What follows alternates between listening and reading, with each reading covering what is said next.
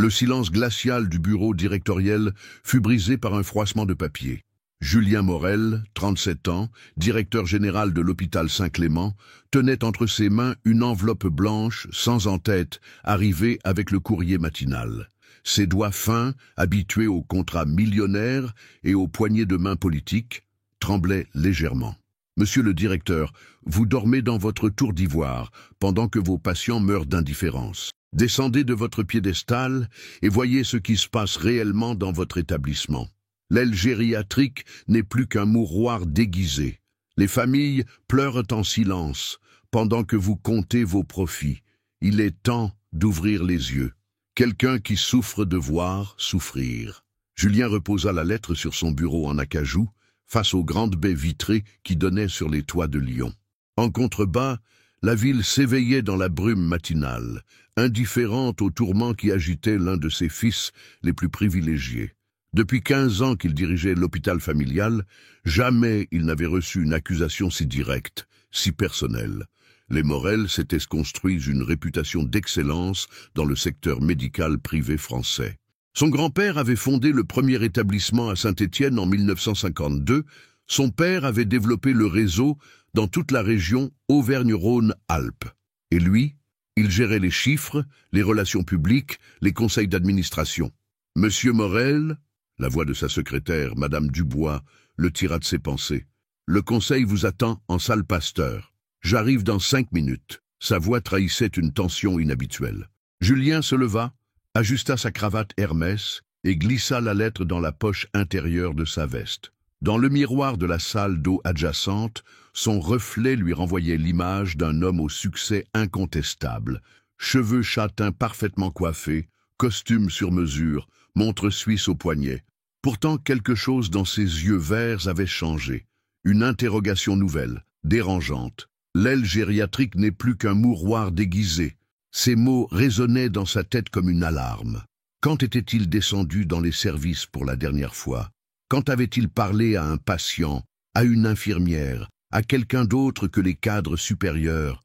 La réunion du conseil se déroula comme d'habitude. Bilan financier excellent, expansion prévue, satisfaction des actionnaires. Mais Julien n'écoutait qu'à moitié, l'esprit ailleurs.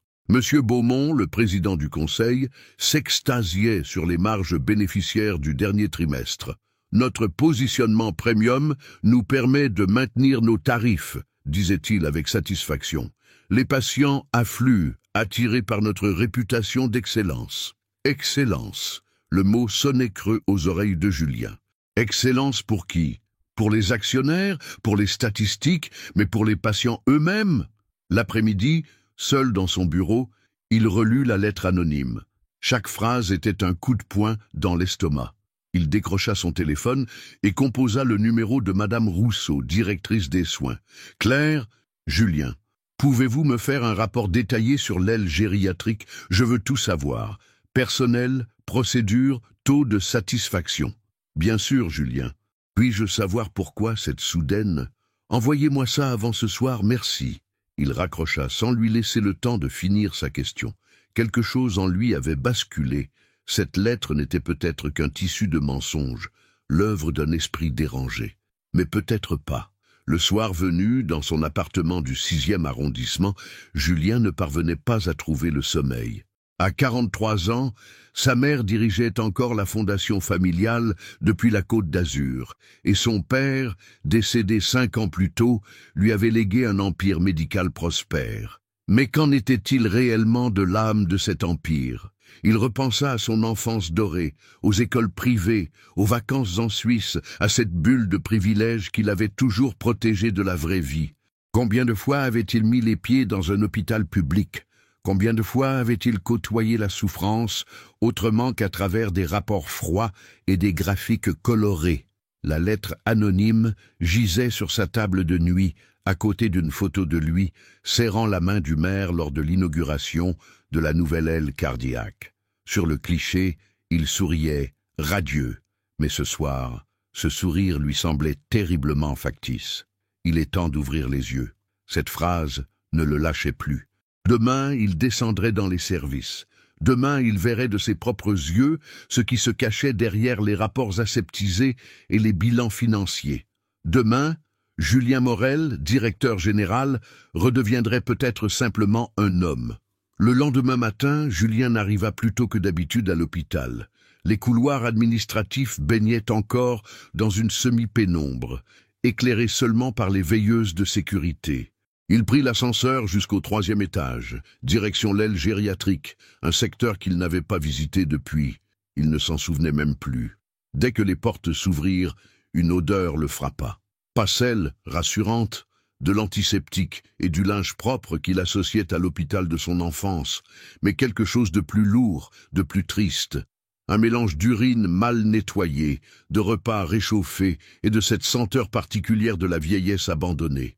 « Monsieur le directeur !» La voix surprise de Madame Perrin, cadre de santé de l'unité, le fit sursauter. « Que nous vaut l'honneur de votre visite ?»« Je faisais un tour d'inspection impromptu, » mentit-il, mal à l'aise, sous le regard interrogateur de la quinquagénaire aux cheveux tirés en chignon strict. « Bien sûr, suivez-moi, je vais vous montrer nos dernières améliorations. » Mais Julien n'écoutait déjà plus. Son attention était captée par ce qu'il voyait au bout du couloir. Une vieille dame, seule dans un fauteuil roulant, qui tendait la main vers une infirmière qui passait sans la voir. Dans une chambre entr'ouverte, il aperçut un homme âgé qui appelait faiblement, sans que personne ne réponde. « Combien avez-vous de patients par infirmière ?» demanda-t-il brusquement. « Eh bien, cela dépend des services, mais en moyenne... » Madame Perrin sembla chercher ses mots. « Nous optimisons nos ressources humaines selon les directives budgétaires que nous recevons. Optimiser les ressources humaines. » Le jargon administratif qu'il utilisait lui-même quotidiennement prenait soudain une résonance différente. Ici, les ressources humaines, c'étaient des femmes et des hommes épuisés, et l'optimisation signifiait faire courir 2 infirmières là où il en fallait 5. Et le temps passé auprès de chaque patient? Nous respectons les protocoles de soins. Chaque patient reçoit l'attention médicale requise selon son état. Ce n'est pas ce que je vous demande. Sa voix s'était durcie. Combien de temps une infirmière peut-elle passer à simplement parler avec un patient, à l'écouter, à le rassurer? Le silence de Madame Perrin fut plus éloquent que tous les rapports du monde. Julien continua sa visite, le cœur de plus en plus lourd. Dans la chambre 312, une femme d'une 80 d'années pleurait silencieusement, la photo de ses petits-enfants serrés contre sa poitrine. Personne n'avait le temps de s'arrêter. Dans la chambre 315, un homme appelait sa femme décédée depuis 10 ans, et sa confusion semblait moins pathologique que désespérément humaine. « Nous manquons cruellement de personnel », finit par avouer Madame Perrin quand ils se retrouvèrent seuls dans son bureau. « Mais vous savez comme moi que les contraintes budgétaires, répéta Julien amèrement. « Vous savez combien nous avons dépensé l'année dernière pour refaire la décoration du hall d'accueil ? 150 000 €, pour des marbres italiens et des lustres en cristal. » Le visage de la cadre de santé s'éclaira d'un espoir prudent. « Monsieur le directeur, si nous pouvions avoir ne serait-ce que 2 infirmières supplémentaires, je vais y réfléchir. » Mais en sortant de l'aile gériatrique, Julien savait que réfléchir ne suffisait plus. Il devait voir, comprendre, ressentir ce que vivaient vraiment les patients de son hôpital. Et pour cela, une inspection officielle en costume-cravate ne servirait à rien. Il fallait qu'il devienne invisible, qu'il se fonde dans le décor, qu'il devienne impatient.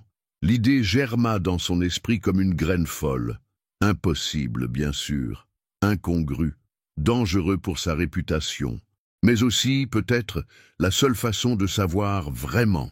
De retour dans son bureau, il fit quelques recherches discrètes. L'hôpital comptait 400 lits répartis en plusieurs ailes. L'aile sud, moins prestigieuse, accueillait les patients en observation courte, les convalescents, les cas non urgents, un endroit où un homme de son âge pourrait séjourner quelques jours sans éveiller les soupçons, officiellement pour des examens de routine. Il décrocha son téléphone et appela son médecin personnel, le docteur Lemoine. « Philippe, Julien Morel, j'aurais besoin d'un service particulier. »« Bien sûr, Julien. De quoi s'agit-il » Pourriez-vous me prescrire une série d'examens nécessitant une hospitalisation de quelques jours? Rien de grave, juste préventif. Des examens? Mais tu viens de faire ton check-up complet il y a 3 mois. Tout était parfait. Philippe, c'est important. Faites-moi confiance. Un long silence. Julien, tout va bien? Tu n'es pas malade, au moins? Non, non, c'est compliqué. Pouvez-vous faire cela pour moi? D'accord. Bilan cardiaque approfondi, monitoring sous observation. Cela justifiera 3 à 4 jours d'hospitalisation. Mais je veux une explication ensuite. Promis. Et Philippe, il faut que ce soit dans l'aile sud. Pas de traitement de faveur, pas de chambre privée. Je veux être traité comme n'importe quel patient. Julien, qu'est-ce que tu manigances? La vérité, Philippe. Je manigance la vérité. Cette nuit-là, allongé dans son lit king size, Julien Morel, directeur général de l'hôpital Saint-Clément, échafauda le plan le plus fou de sa vie. Demain, il ne serait plus Julien Morel. Il serait Luc Martin, 40 ans, représentant commercial, célibataire, sans famille proche. Un homme ordinaire avec des problèmes cardiaques mineurs, hospitalisé pour surveillance. Un homme qui allait découvrir son propre hôpital du point de vue de ceux qu'il dirigeait sans les connaître. La lettre anonyme était posée sur sa table de nuit, et dans l'obscurité, ces mots semblaient briller d'une lueur prophétique. Il est temps d'ouvrir les yeux. 3 jours plus tard, un homme aux cheveux légèrement ébouriffés, vêtu d'un jean délavé et d'une chemise froissée, se présentait à l'accueil de l'hôpital Saint-Clément. Ses mains, habituellement manucurées, portaient maintenant des traces d'usure volontairement créées. Sa montre Rolex avait cédé la place à une Casio en plastique achetée dans un supermarché. « Luc Martin », annonça-t-il à l'hôtesse d'accueil. « Je suis attendu pour une hospitalisation. Service cardiologie, docteur Lemoine. » La jeune femme consulta son ordinateur avec la même indifférence polie qu'elle réservait à tous les patients. Aucune reconnaissance dans son regard. Le déguisement fonctionnait parfaitement. Chambre 247, aile sud. Prenez l'ascenseur au fond du hall, 3e étage. Julien, Luc, prit l'ascenseur avec une nervosité grandissante. Et si on le reconnaissait? Et si son plan échouait dès le premier jour? Mais quand les portes s'ouvrirent sur l'aile sud, personne ne tourna la tête. Il n'était qu'un patient parmi d'autres. La chambre 247 était d'une simplicité spartiate. 2 lits, une armoire métallique, une chaise en plastique et une fenêtre donnant sur le parking.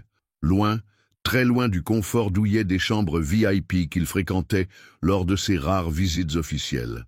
Son compagnon de chambre était un homme d'une 60aine d'années, Maurice Blanchard, ouvrier à la retraite hospitalisé pour des problèmes de diabète. Il accueillit Luc avec un sourire chaleureux qui contrastait avec l'environnement froid. « Alors, mon vieux, qu'est-ce qui t'amène ici ?» demanda Maurice en refermant le journal sportif qu'il lisait. « Problème de cœur », répondit Julien, surpris par la simplicité de la question. Dans son monde, on ne demandait jamais directement pourquoi quelqu'un était malade. « Et vous ? Diabète qui fait des siennes. »« Ma femme dit que c'est parce que je mange trop de saucissons. » Maurice rit de bon cœur. « Mais entre nous, je crois que c'est plutôt l'usine qui m'a esquinté. 40 ans à respirer les vapeurs de peinture, ça laisse des traces. » Pour la première fois de sa vie, Julien écoutait vraiment un patient parler de sa maladie, non pas à travers le filtre d'un rapport médical, mais avec ses mots à lui, ses émotions, ses peurs. « Votre famille vient vous voir ?» demanda-t-il. Ma Denise, elle vient tous les jours après le travail. Elle bosse comme aide ménagère dans une entreprise de nettoyage. Alors elle arrive tard, mais elle rate jamais. Et toi ? Je n'ai personne, mentit Julien, pensant soudain à sa mère sur la Côte d'Azur, à ses relations mondaines, à tous ces gens qui gravitaient autour de lui par intérêt. Ah, les célibataires. Maurice sourit avec une pointe de mélancolie. Tu as bien raison. Profite de ta liberté. Mais un jour, tu verras, on a tous besoin de quelqu'un pour nous tenir la main quand ça va pas. L'après-midi, une infirmière entra dans la chambre, petite, brune, avec des yeux noisettes pétillants d'intelligence. Elle portait sa blouse blanche, avec une élégance naturelle que n'auraient pas renié les femmes du monde parisien que Julien côtoyait. « Monsieur Martin, je suis Élodie Marchand, infirmière de l'unité. Je vais m'occuper de vous pendant votre séjour. » Sa voix avait un accent lyonnais prononcé, chantant, qui contrastait avec les intonations parfaitement neutres auxquelles Julien était habitué. Quand elle lui prit le pouls, ses gestes étaient précis, mais empreints d'une douceur qu'il n'avait jamais remarquée chez les médecins qui l'examinaient dans leur cabinet feutré. « Vous êtes nerveux », observa-t-elle, en notant sa tension. « C'est normal, personne n'aime l'hôpital.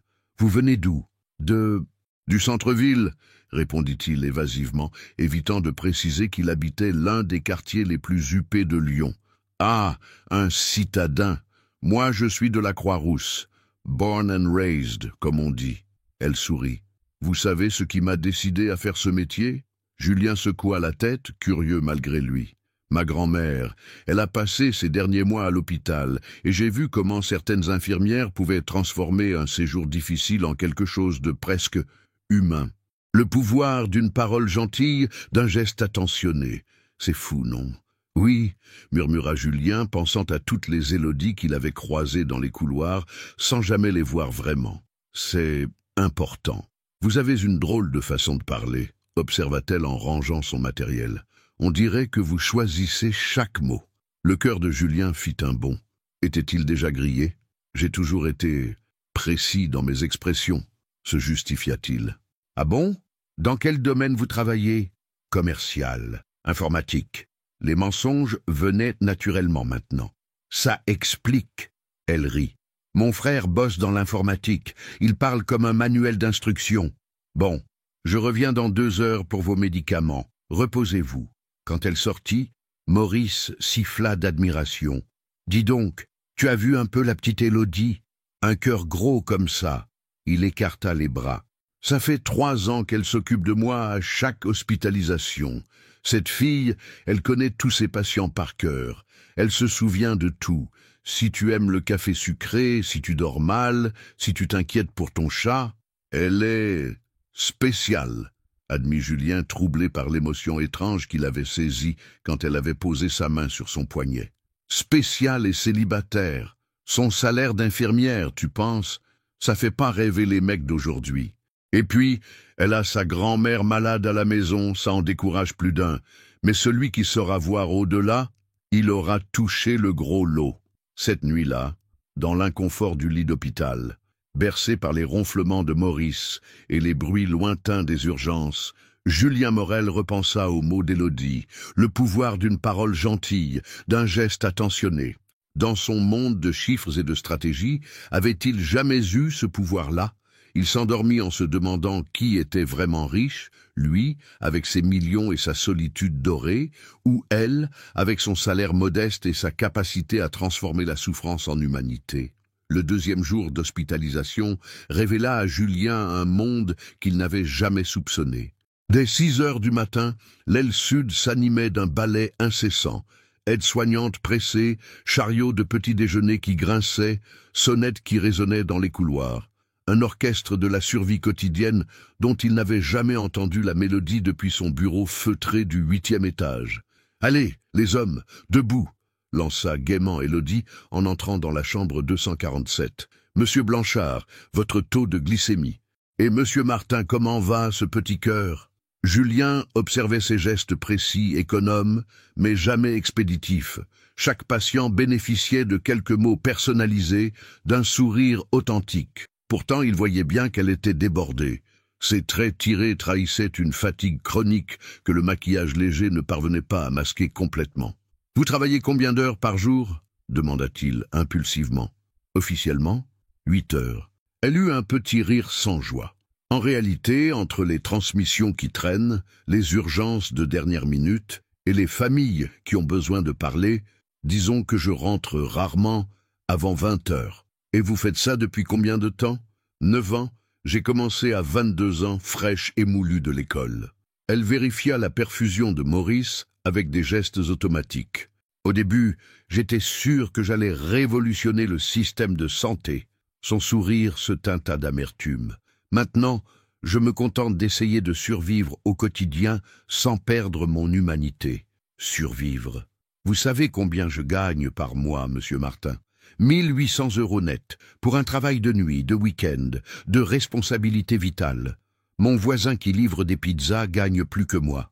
Julien encaissa le chiffre comme une gifle. 1800 €. Lui dépensait plus que ça en restaurant par mois. Mais vous continuez... Pour qui? Pour Maurice, qui m'appelle sa petite fille et qui s'illumine quand j'arrive. Pour Madame Durand de la 253, qui a peur de mourir seule. Pour tous ceux qui ont juste besoin qu'on leur rappelle qu'ils existent encore. Ses yeux brillèrent d'une passion contenue. Et puis, il y a ma grand-mère. Si un jour elle se retrouve dans un lit d'hôpital, j'aimerais qu'il y ait une Élodie pour s'occuper d'elle. Après son départ, Maurice observa Julien avec un sourire malicieux. « Tu la regardes d'une drôle de façon, dis donc. »« Comment ça ? Comme si tu découvrais l'eau chaude. Elle te plaît, hein ?» Julien se troubla. Est-ce que cela se voyait tant que ça? Elle est impressionnante, admit-il. Impressionnante. Maurice éclata de rire. Mon pauvre vieux, tu parles comme un livre. Elle est belle, intelligente, courageuse, et tu dis qu'elle est impressionnante. Dans l'après-midi, Julien eut l'occasion d'observer Élodie dans différentes situations. Il la vit calmer une patiente âgée en crise de panique, simplement en lui tenant la main et en lui parlant de ses petits-enfants. Il la vit négocier avec fermeté avec un médecin qui voulait prescrire un traitement inadapté, défendant son patient avec une connaissance technique qui surprit Julien. Il la vit aussi, dans un moment où elle se croyait seule, s'effondrer quelques secondes contre le mur du couloir, épuisée, avant de reprendre contenance et de repartir au combat. Le soir, vers 20 h, alors que l'aile se calmait, Élodie repassa dans la chambre pour les médicaments du soir. « Vous ne rentrez pas chez vous ?» demanda Julien. « Si, justement, ma journée est finie. » Elle sembla hésiter. « Monsieur Martin, puis-je vous poser une question indiscrète ?» Le cœur de Julien s'emballa. « Bien sûr. Vous n'avez vraiment aucune famille? Personne ne s'inquiète pour vous? »« Non, personne. » Le mensonge lui brûla les lèvres. « C'est triste. » Sa voix était sincèrement émue. « Enfin triste, peut-être que vous l'avez choisi. La liberté, ça a ses avantages aussi. Et vous, vous avez quelqu'un ?» Elle rougit légèrement. « Moi? Non. Entre le travail, ma grand-mère et... Disons que les hommes de mon âge ne comprennent pas toujours mes priorités. Leurs priorités ne sont peut-être pas les bonnes. » Elle le regarda avec surprise. « Vous êtes différent des autres hommes de votre âge, monsieur Martin. Plus... réfléchi. »« Luc, dit-il, impulsivement. Appelez-moi Luc. »« D'accord, Luc. » Elle sourit, et ce sourire illumina son visage fatigué. « Mais bonne nuit. Dormez bien. » Quand elle fut partie, Maurice siffla doucement. « Oh là là, mon vieux, tu es tombé dedans jusqu'au cou. Je ne vois pas de quoi vous parlez. »« Bien sûr, et moi je suis le pape. » Maurice se redressa dans son lit. « Écoute-moi bien, Luc, cette fille, c'est de l'or en barre, mais elle a été déçue. Son dernier copain, un ingénieur, l'a plaquée parce qu'elle refusait de laisser tomber sa grand-mère pour partir vivre avec lui à Paris. Alors, si tu comptes la draguer et disparaître ensuite, il ne s'agit pas de ça. » « Ah bon? Alors il s'agit de quoi ?» Julien resta silencieux. De quoi s'agissait-il effectivement? Il était marié à son travail, vivait dans un monde de privilèges qu'Élodie ne pourrait jamais comprendre, et lui mentait sur son identité. Quelle relation saine pouvait naître de tout cela? Pourtant, quand il ferma les yeux cette nuit-là, c'est son visage qui s'imposa à lui. Son sourire fatigué mais authentique, ses gestes délicats, sa façon de parler aux patients comme s'ils étaient sa famille. Et pour la première fois de sa vie, Julien Morel se demanda ce que cela faisait de compter vraiment pour quelqu'un, non pas pour son argent ou sa position, mais pour ce qu'on était vraiment. Dans l'obscurité de la chambre 247, au milieu des ronflements de Maurice et des bruits lointains de l'hôpital qui ne dormait jamais, quelque chose était en train de changer en lui. Quelque chose d'irréversible. Le 3e jour, Julien fut témoin d'une scène qui le marqua profondément. Vers 14 h, une ambulance arriva aux urgences avec un homme d'une 50aine d'années, victime d'un malaise cardiaque. Depuis la fenêtre de sa chambre, il vit l'équipe médicale s'activer avec une précision chirurgicale. Mais ce qui le frappa le plus, ce fut de voir Élodie, officiellement en pause déjeuner, abandonner son sandwich pour aider aux premiers soins. « Elle fait toujours ça », expliqua Maurice qui l'avait rejoint à la fenêtre. « Quand il y a une urgence, Élodie oublie tout. L'an dernier, elle a raté l'anniversaire de sa grand-mère pour rester auprès d'une patiente qui accouchait en urgence. Sa grand-mère ne lui en a pas voulu. Tu plaisantes? Mémé Marchand, c'est elle qui a élevé Élodie. Elle lui a transmis cette générosité. D'ailleurs, tu sais ce qu'elle fait, la gamine, avec ses congés? Julien secoua la tête. Elle les passe à faire du bénévolat dans un centre de soins palliatifs. Bénévolat, comme si elle ne donnait pas déjà assez de sa personne ici. Plus tard dans l'après-midi, Élodie passa pour la visite de routine. Elle semblait encore plus fatiguée qu'à l'habitude, et Julien remarqua qu'elle boitait légèrement. « Vous vous êtes fait mal? Rien de grave. Je suis tombé en courant vers l'ambulance tout à l'heure. » Elle haussa les épaules avec désinvolture. « Ça arrive. » « Vous devriez faire examiner votre cheville. »« Par qui ?» Elle rit amèrement. « Les médecins d'ici, ils ont déjà assez de travail. Et puis, on n'a pas le droit d'être malade dans ce métier. Trop de gens comptent sur nous. » Cette phrase résonna dans l'esprit de Julien comme un gong. Combien de fois lui-même avait-il été malade? Combien de fois s'était-il accordé du repos, des soins préventifs, des vacances? Et combien de fois avait-il pensé que ses employés jouissaient des mêmes privilèges? Le soir venu, vers 22 heures, Julien ne parvenait pas à dormir. Les médicaments pour le cœur, simulacre de son mensonge, lui donnaient de légers vertiges. Il décida de faire quelques pas dans le couloir, officiellement pour se dégourdir les jambes. Il trouva Élodie dans la petite kitchenette du service, seule, réchauffant ce qui ressemblait à un plat préparé bon marché.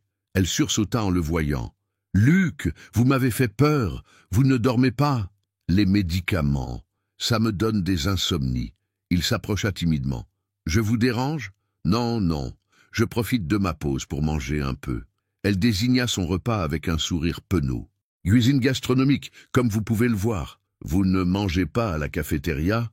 Avec mon salaire ?» Elle rit sans joie. « Les prix à la cafétéria sont calculés pour les médecins et les cadres, pas pour nous, alors je me débrouille. » Julien sentit une boule se former dans sa gorge.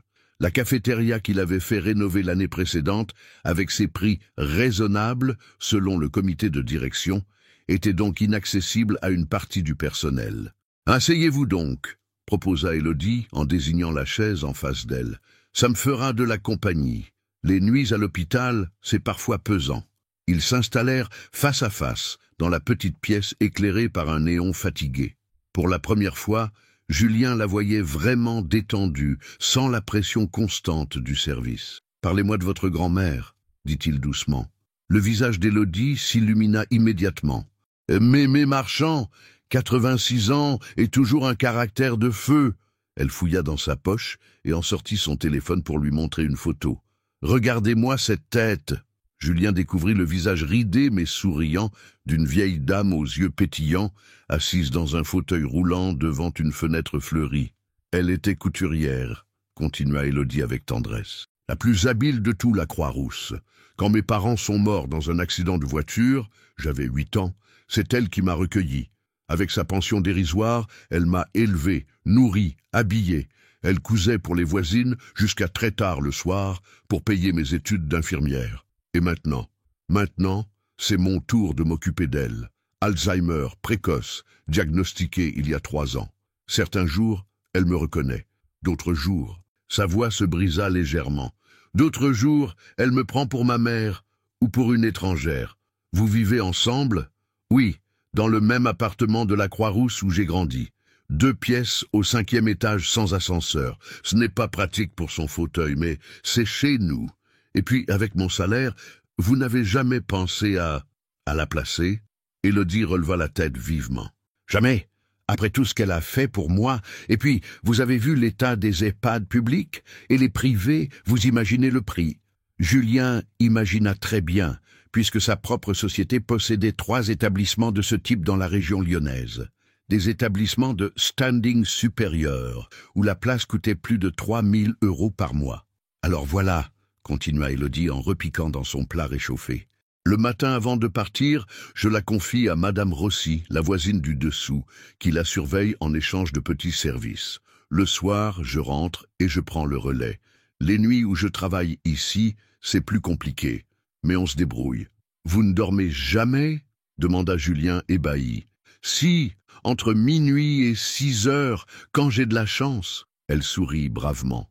Et vous, Luc, pas de famille, vraiment? Le mensonge lui brûla de nouveau les lèvres. Non. Mes parents sont morts, pas de frères et sœurs. La solitude, c'est mon choix, en fait. Je ne vous crois pas. Comment ça? Personne ne choisit vraiment la solitude. On se protège parfois. On a peur d'être déçu, trahi, abandonné. Mais choisir? Non. Elle le regarda intensément. Vous avez été blessé, n'est-ce pas? La perspicacité d'Élodie le troubla. D'une certaine façon, elle n'avait pas tort. Ses relations avaient toujours été intéressées, calculées. Il ne s'était jamais vraiment donné à personne. Peut-être, admit-il. Et vous? Pourquoi une femme comme vous est-elle seule? Une femme comme moi? Elle rit. Qu'est-ce que vous en savez, Luc Martin? Assez pour savoir que l'homme qui vous laissera passer à côté de sa vie sera le plus grand imbécile de Lyon.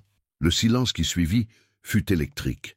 Élodie le regardait avec une expression nouvelle, troublée, comme si elle le voyait pour la première fois. « Il ne faut pas dire des choses comme ça, » murmura-t-elle finalement. « Pourquoi? Parce que j'ai envie de vous croire. » Le 4e jour d'hospitalisation de Julien, officiellement son dernier, l'atmosphère avait changé. Quelque chose d'impalpable flottait entre lui et Élodie, née de leur conversation nocturne de la veille. Leurs regards se croisaient plus souvent, s'attardaient plus longtemps, comme si une barrière invisible était tombée. « Alors, Luc, dernière ligne droite !» annonça gaiement Maurice au petit déjeuner. « Tu vas nous manquer, pas vrai, Élodie ?» L'infirmière, qui prenait justement l'attention de Julien, rougit imperceptiblement. « Monsieur Martin va retrouver sa liberté, c'est l'important, » répondit-elle d'un ton qu'elle voulait professionnel. Mais quand elle posa le stéthoscope sur sa poitrine, Julien sentit ses mains trembler légèrement. Et quand elle leva les yeux vers lui, il y lut une tristesse qu'elle essayait de dissimuler. « Tout va bien ?» demanda-t-elle. « Votre cœur bat un peu vite. Pas étonnant, » pensa Julien. Chaque fois qu'elle était proche de lui, son rythme cardiaque s'emballait pour de bon. Le stress du retour, sans doute. Dans l'après-midi, le docteur Lemoine vint officiellement constater que son patient était prêt à sortir. Julien l'avait briefé par téléphone la veille au soir, lui demandant de jouer le jeu jusqu'au bout. « Monsieur Martin, vos examens sont parfaits. Vous pouvez rentrer chez vous. Quelques précautions d'usage. Évitez les efforts trop intenses. Surveillez votre alimentation et n'hésitez pas à consulter si vous ressentez le moindre symptôme. »« Merci, docteur. » Philippe Lemoine lui serra la main avec un clin d'œil complice. « J'espère que ce séjour vous aura été instructif, mais plus que vous ne pouvez l'imaginer. » Quand le médecin fut parti, Julien commença à rassembler ses affaires. Le peu d'affaires qu'il avait apporté dans son rôle de Luc Martin, quelques vêtements bon marché, un livre de poche, son faux portefeuille avec ses fausses cartes d'identité. « Alors, c'est fini, » dit Élodie qui était entrée silencieusement dans la chambre. « Oui, c'est fini. » Elle s'approcha de la fenêtre, regardant dehors sans vraiment voir. « Vous allez reprendre votre travail? Vos habitudes? Je suppose. Mes réunions du conseil d'administration, mes dîners mondains, ma solitude dorée. Et vous? Toujours la même routine? » Toujours. Elle se tourna vers lui avec un sourire mélancolique. « C'est drôle, ces 4 jours ont passé si vite. D'habitude, je compte les heures avant mes congés. Là, j'aurais aimé que ça dure un peu plus longtemps. » Le cœur de Julien se serra. Il avait vécu la même chose, cette impression que le temps s'accélérait, que chaque moment avec elle était précieux et fragile. Élodie, oui, il faillit tout avouer. Son vrai nom, sa vraie fonction, sa vraie vie. L'envie de transparence le brûlait comme un acide. Mais comment lui expliquer qu'il lui avait menti depuis le premier jour? Comment lui dire qu'il était l'homme qui fixait son salaire dérisoire, qui approuvait les coupes budgétaires qui la faisaient souffrir au quotidien? Rien, c'est juste que vous allez me manquer aussi. Maurice, qui faisait semblant de lire son journal, ne perdait rien de la conversation. Eh bien, les tourtereaux, vous allez pas vous quitter comme ça, si? Maurice, protesta Élodie cramoisie. Quoi, Maurice? Tu crois que je suis aveugle? Ça fait 4 jours que vous vous tournez autour. Le brave homme referma son journal d'un geste théâtral. Luc, tu as le numéro d'Élodie? Maurice, taisez-vous. Non, il a raison. Julien prit son courage à deux mains. « Élodie, est-ce que vous accepteriez de prendre un café avec moi ?» Un jour, elle le regarda longuement, comme si elle pesait le pour et le contre. « Je ne sais pas si c'est une bonne idée, Luc. »« Pourquoi ?»« Parce que... » Elle hésita, chercha ses mots. « Parce que j'ai tendance à m'attacher trop vite, et que les hommes de passage dans ma vie, j'en ai eu ma dose. Je ne suis pas de passage. »« Comment pourrais-je le savoir? Nous nous connaissons depuis 4 jours. » Parfois, 4 jours suffisent pour comprendre l'essentiel. Maurice applaudit discrètement. « Voilà qui est bien dit. » Élodie sourit malgré elle. « Vous êtes incorrigible, monsieur Blanchard. » Puis, se tournant vers Julien, « D'accord, un café, mais pas tout de suite. Laissez-moi réfléchir. Combien de temps? Une semaine? D'accord. » Il sortit un papier et un stylo. « Voici mon numéro. » Elle prit le papier et leurs doigts se frôlèrent. Cette fois, ni l'un ni l'autre ne fit mine de se retirer immédiatement. « À bientôt, Luc Martin. À bientôt, Élodie Marchand. » 1 heure plus tard, Julien sortait officiellement de l'hôpital Saint-Clément. Dans le hall d'accueil qu'il avait fait redécorer l'année précédente, ses pas résonnèrent différemment. Les marbres italiens lui semblaient soudain obscènes face à ce qu'il avait découvert dans les étages. Arrivé chez lui, dans son appartement de 6 pièces du 6e arrondissement, il se laissa tomber dans son canapé en cuir et contempla sa vie d'un œil nouveau. Les meubles design, les œuvres d'art, la vue imprenable sur les toits de Lyon, tout cela lui parut subitement froid, artificiel. Il repensa aux mots d'Élodie. Personne ne choisit vraiment la solitude. On se protège parfois. Elle avait vu juste. Toute sa vie, il s'était protégé derrière son statut, son argent, ses privilèges. Il avait vécu dans une bulle dorée, loin de la vraie vie, loin de la vraie souffrance, loin de la vraie humanité. Et maintenant, il était amoureux d'une femme qu'il avait rencontrée sous une fausse identité, une femme qui gagnait en 1 an moins que ce qu'il dépensait en voiture, une femme qui se sacrifiait quotidiennement pour des patients qu'elle connaissait à peine, tandis que lui avait dirigé un hôpital pendant des années sans jamais vraiment voir ceux qui en avaient besoin. Son téléphone sonna. Madame Dubois, sa secrétaire. « Monsieur Morel ? Comment allez-vous? Le docteur Lemoine nous a rassurés, mais tout de même... »« Ça va, Madame Dubois, je reprends le travail demain matin. »« Parfait, le conseil vous attend à 9 heures et vous avez 3 rendez-vous importants dans la journée. Oh, et j'ai programmé la visite du ministre pour la semaine prochaine, comme prévu. » La visite du ministre, l'inauguration de la nouvelle aile, les photographes, les discours, les congratulations. Un monde qui lui semblait maintenant appartenir à une autre vie. Très bien, à demain. Il raccrocha et retourna à sa fenêtre. Quelque part dans cette ville, dans un petit appartement de la Croix-Rousse, Élodie s'occupait probablement de sa grand-mère malade. Elle lui donnait à manger, lui parlait avec douceur, même si la vieille dame ne la reconnaissait pas toujours. Julien Morel, directeur général de l'hôpital Saint-Clément, venait de passer 4 jours parmi les siens sans qu'il le sache. Et cette expérience avait changé sa vie à jamais. Le lendemain matin, de retour dans son bureau du 8e étage, Julien avait l'impression d'être un étranger dans sa propre vie. La réunion du conseil d'administration se déroulait comme d'habitude. Graphique de rentabilité, projections financières, discussions sur les marges bénéficiaires. Mais les mots lui parvenaient comme à travers un filtre déformant. « Nos indicateurs de performance sont excellents », expliquait M. Beaumont avec satisfaction. « Le taux d'occupation est de 94% et la satisfaction clientèle atteint 8,7 sur 10. » Satisfaction clientèle. Julien repensa à la dame de la chambre 312 qui pleurait en serrant la photo de ses petits-enfants. Avait-elle répondu très satisfaite au questionnaire de sortie? Julien, la voix de Beaumont le tira de ses pensées. Vous semblez ailleurs. Comment s'est passé votre séjour à l'hôpital? Instructif, très instructif. Il se redressa dans son fauteuil. D'ailleurs, j'aimerais que nous parlions du budget alloué au service de soins. Le budget des soins? Mais enfin, Julien, nous venons de valider les comptes. Tout est en ordre. Justement, je pense qu'il faudrait revoir certaines allocations, particulièrement les effectifs infirmiers et les salaires du personnel soignant.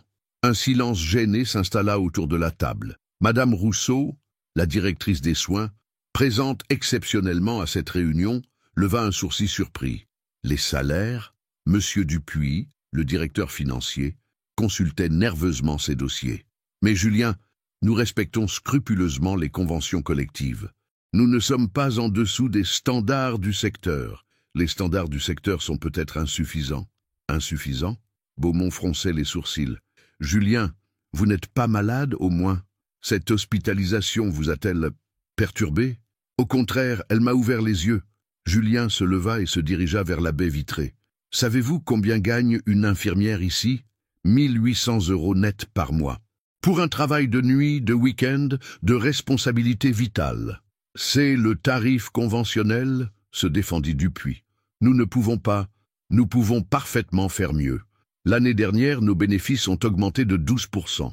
Une partie de cette augmentation pourrait être redistribuée au personnel de terrain. Julien, intervint Beaumont d'un ton paternaliste. Je comprends que votre passage à l'hôpital vous ait sensibilisé à ces questions. Mais n'oublions pas que nous avons des actionnaires, des obligations fiduciaires, des obligations humaines aussi. Le silence qui suivit fut pesant. Julien réalisa qu'il venait de franchir une ligne invisible. Dans son monde, on ne parlait pas de obligations humaines lors des conseils d'administration. Nous y réfléchirons, finit par dire Beaumont. Madame Rousseau, pourriez-vous nous préparer un rapport détaillé sur les coûts d'une éventuelle revalorisation? Bien sûr, Monsieur le Président.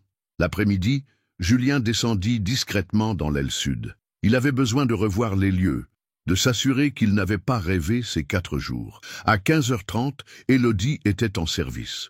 Il l'aperçut de loin, poussant un chariot de médicaments, s'arrêtant dans chaque chambre avec le même sourire patient. Il aurait voulu l'approcher, lui parler.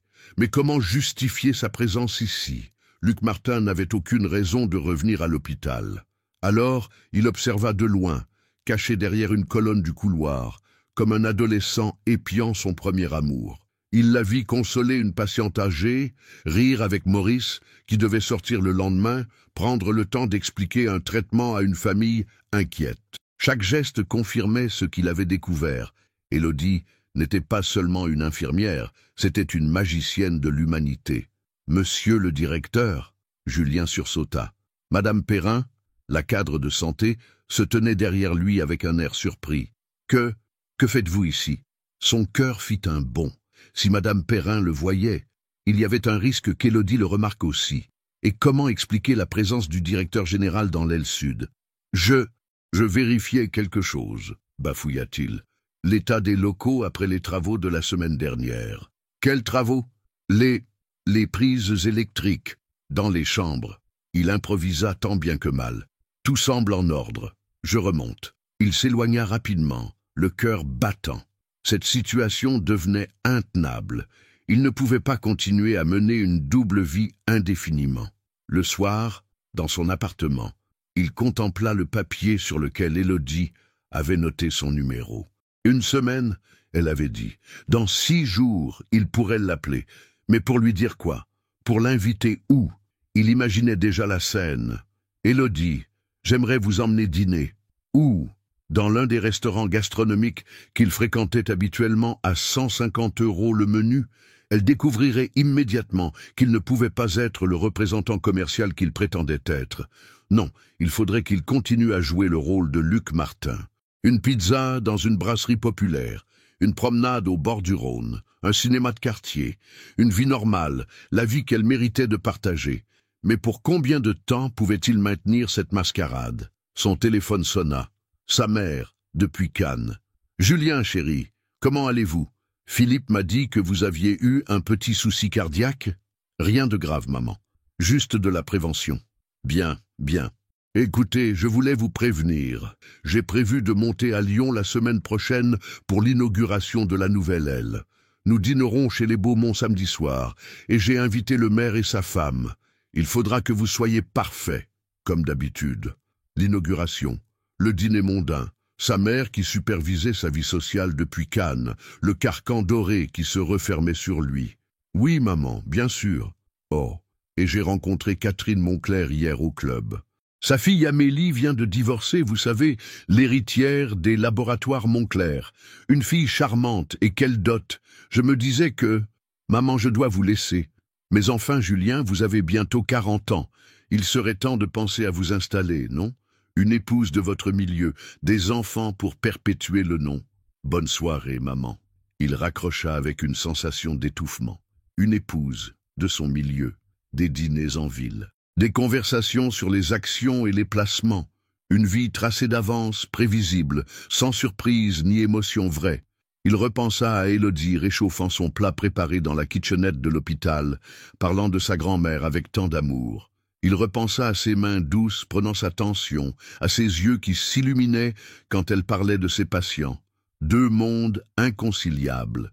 Et lui, pris entre les deux, avec un mensonge qui grossissait chaque jour comme une tumeur. Cette nuit-là, Julien Morel ne trouva pas le sommeil. Dans son lit trop grand, dans sa chambre trop silencieuse, il comptait les heures qui le séparaient du moment où il pourrait entendre de nouveau la voix d'Élodie. Même si cette voix ne s'adresserait qu'à un homme qui n'existait pas. Une semaine plus tard, jour pour jour, Julien fixait son téléphone depuis 1 heure. Il était 18 heures. Élodie terminait normalement son service. Il avait répété 100 fois ce qu'il allait lui dire, préparé plusieurs scénarios selon ses réponses possibles. Finalement, il composa le numéro. « Allô ?» Sa voix était fatiguée mais chaleureuse. « Élodie, c'est Luc. Luc Martin. Luc !» Il y eut comme un sourire dans sa voix. « J'espérais que vous appelleriez. »« Vous espériez. »« Oui, j'ai beaucoup pensé à notre conversation. À vous. » Une pause. « Vous allez bien? Votre cœur? Très bien. Les médicaments font leur effet. »« Quels médicaments? Et vous? Comment s'est passée votre semaine? » Épuisante. Nous avons eu 3 départs en retraite non remplacés, alors on court encore plus que d'habitude. Mais bon, on s'adapte. 3 départs non remplacés. Julien savait pourquoi. La directive d'économie qu'il avait lui-même validée le mois précédent. Encore une décision prise depuis son bureau, sans en mesurer les conséquences humaines. Élodie, ce café dont nous avions parlé, oui, seriez-vous libre demain soir, après votre travail? Demain, il l'entendit réfléchir. Oui, je pense. Madame Rossi peut rester un peu plus longtemps avec Mémé. Vous aviez une idée? Julien avait préparé cette réponse. Il y a un petit café sympa rue Mercière, chez Lucette. Vous connaissez? Il avait choisi ce lieu après une recherche minutieuse. Un établissement populaire, au prix abordable, dans un quartier qu'Élodie devait connaître. J'ai Lucette, bien sûr. J'adore cet endroit, j'y vais parfois avec les collègues. Bonne pioche. 19 heures, ça vous va? Parfait. Luc, j'ai hâte de vous revoir. Moi aussi. Après avoir raccroché, Julien se regarda dans le miroir de sa salle de bain. Comment s'habiller pour ce rendez-vous? Ses costumes sur mesure étaient exclus. Il fouilla dans sa garde-robe et dénicha un jean qu'il avait acheté des années plus tôt pour un week-end à la campagne, et une chemise en coton simple. L'ensemble lui donnait un air plus jeune, plus décontracté. Le lendemain soir, il arriva à chez Lucette avec 10 minutes d'avance. L'endroit était exactement ce qu'il avait imaginé. Petites tables en bois, banquette en sky rouge, atmosphère chaleureuse et décontractée. Les prix affichés sur l'ardoise le rassurèrent, rien qui puisse trahir sa véritable condition sociale. Élodie arriva à l'heure pile, et quand il la vit pousser la porte, le cœur de Julien fit un bond. Elle portait une robe simple, bleu marine, qui mettait en valeur ses yeux noisettes. Ses cheveux étaient détachés, et elle avait mis un discret maquillage qui la transformait. « Luc !» Elle sourit en s'approchant de sa table. « Vous aviez l'air préoccupé. Tout va bien ?»« Maintenant, oui. » Il se leva pour l'embrasser sur les joues, respirant discrètement son parfum léger.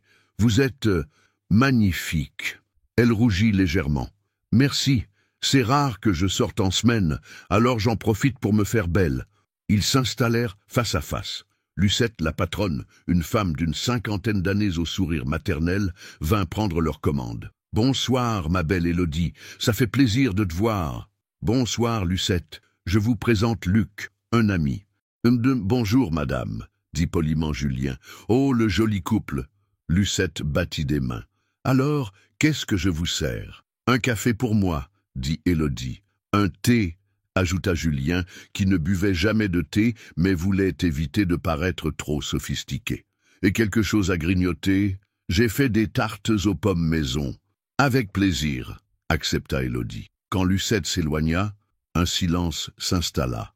Pas un silence gêné, mais contemplatif, comme s'il se redécouvrait dans ce nouveau contexte. C'est étrange, finit par dire Élodie. À l'hôpital, j'avais l'impression de bien vous connaître. Et maintenant, j'ai l'impression de vous rencontrer pour la première fois. Elle sourit. C'est troublant. Si tu savais, pensa Julien. Peut-être qu'on ne se montre jamais vraiment qui on est quand on est malade. On est diminué, vulnérable. Ou alors, on se montre encore plus vrai, sans les masques du quotidien. Elle le regarda intensément. Vous, par exemple, vous étiez différent des autres patients, plus attentif, plus observateur, comme si vous découvriez l'hôpital pour la première fois. Le cœur de Julien s'emballa.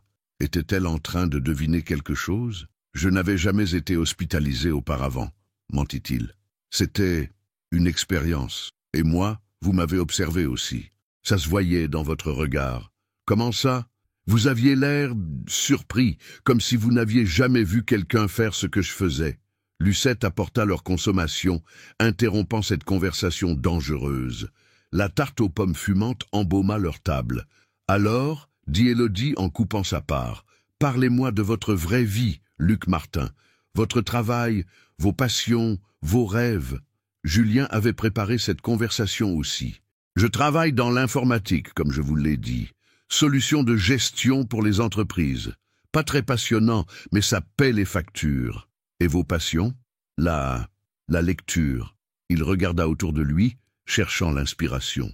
Les balades. La découverte de petits endroits comme celui-ci. Et vos rêves?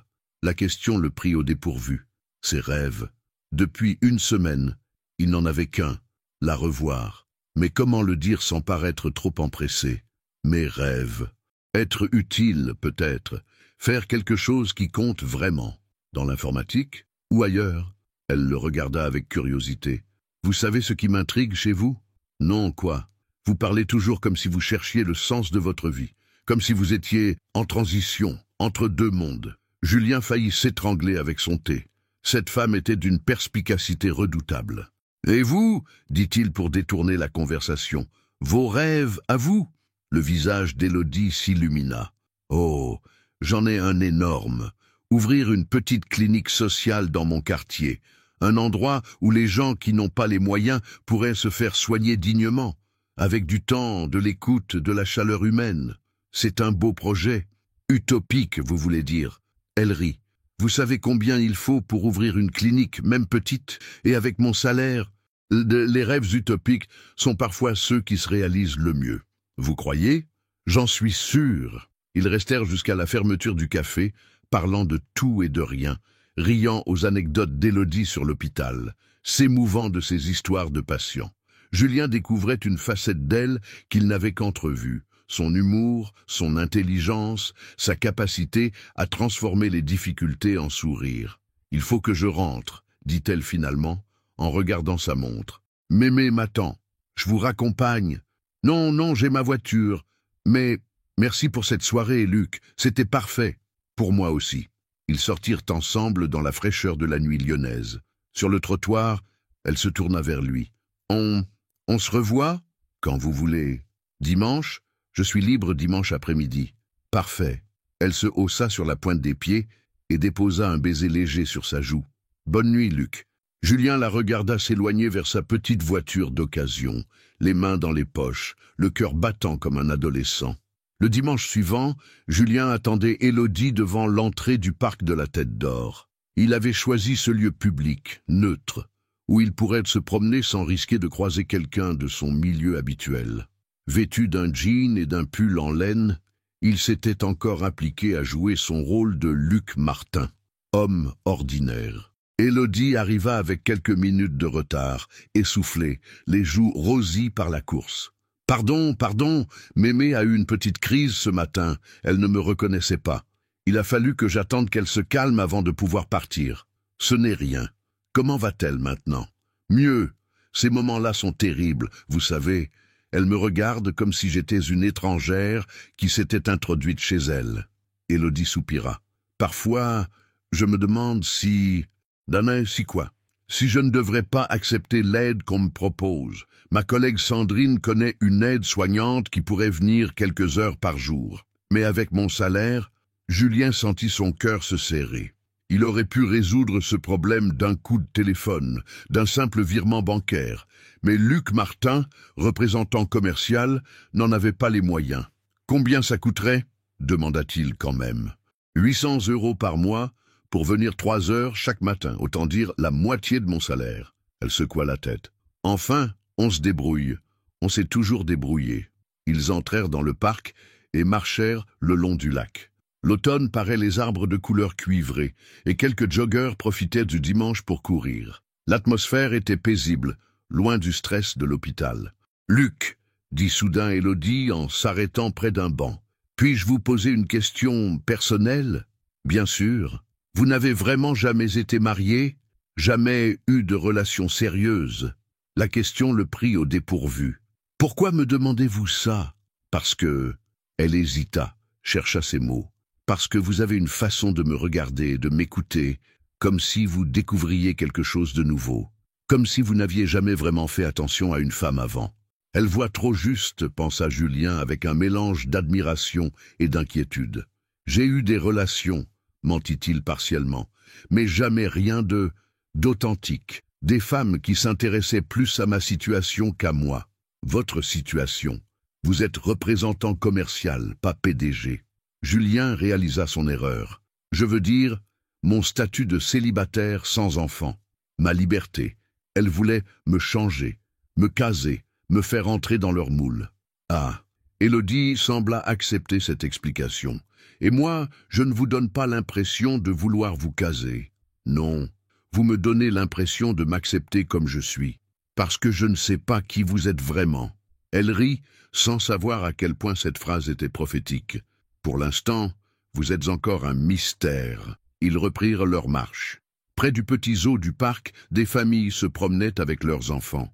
Julien observait Élodie, qui souriait aux bambins, leur faisait des grimaces à travers la grille des enclos. « Vous aimez les enfants » observa-t-il. « J'adore. » Son visage s'illumina. « J'aurais aimé en avoir.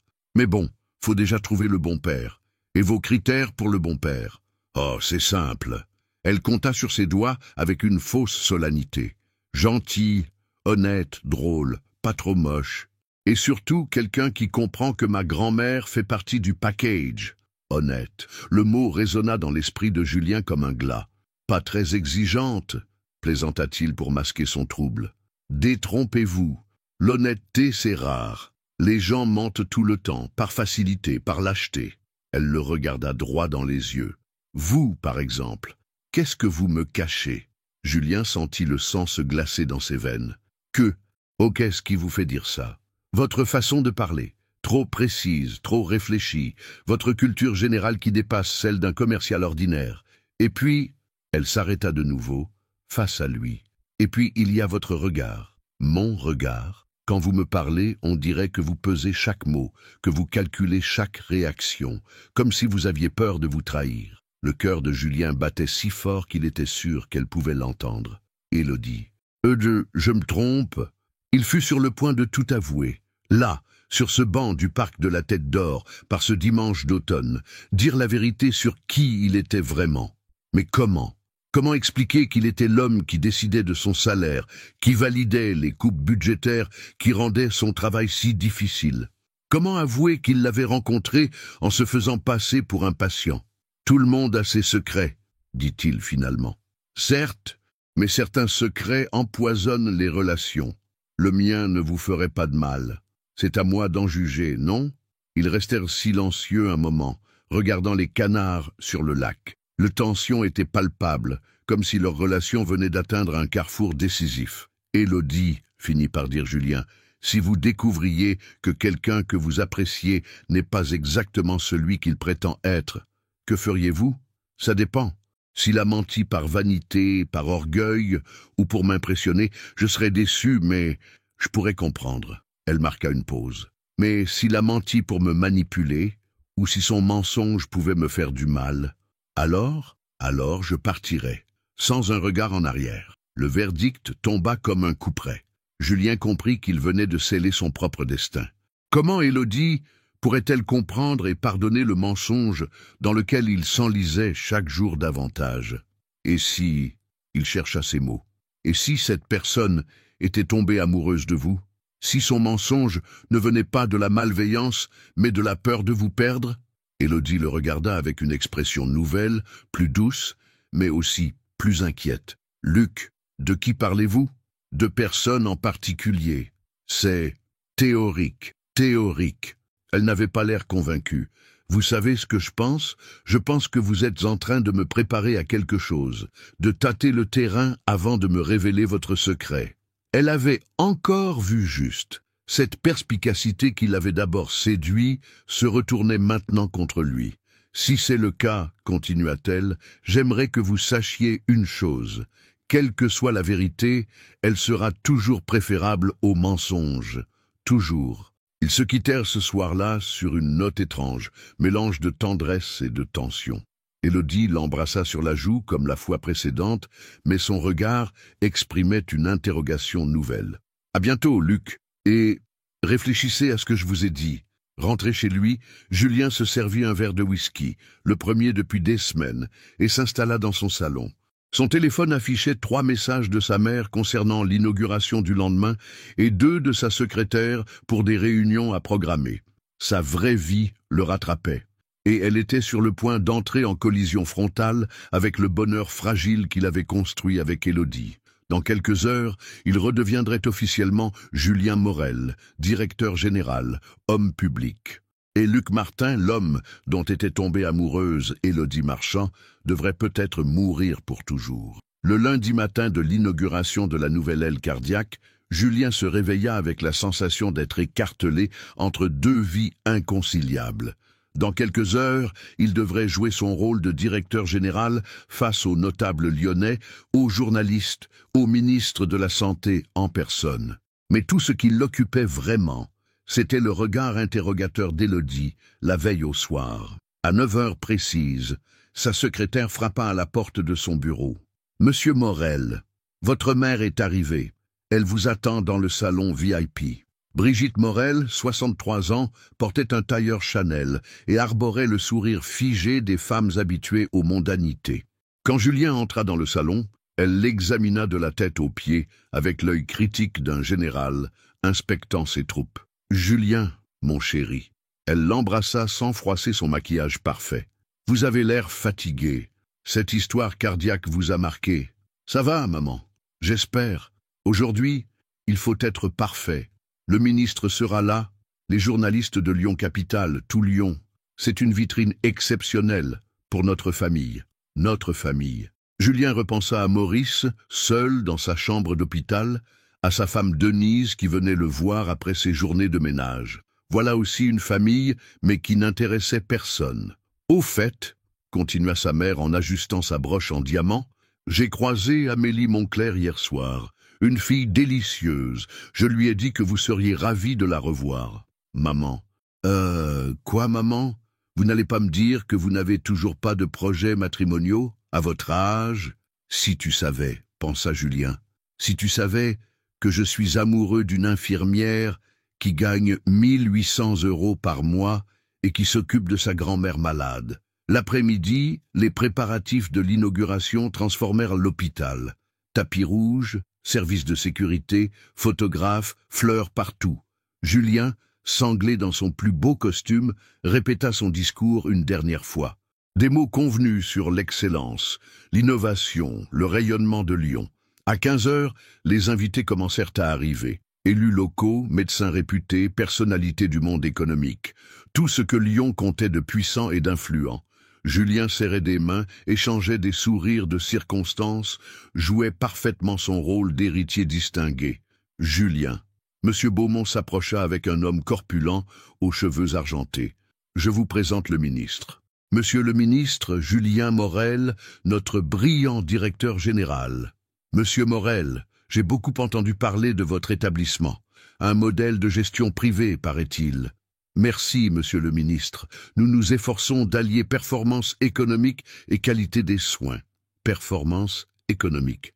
Les mots lui brûlaient la bouche. Derrière les sourires et les discours officiels, il y avait Élodie qui sautait ses pauses déjeuner pour économiser quelques euros, des infirmières qui couraient entre 20 patients, des familles qui s'endettaient pour payer les soins de leurs proches. La visite officielle commença.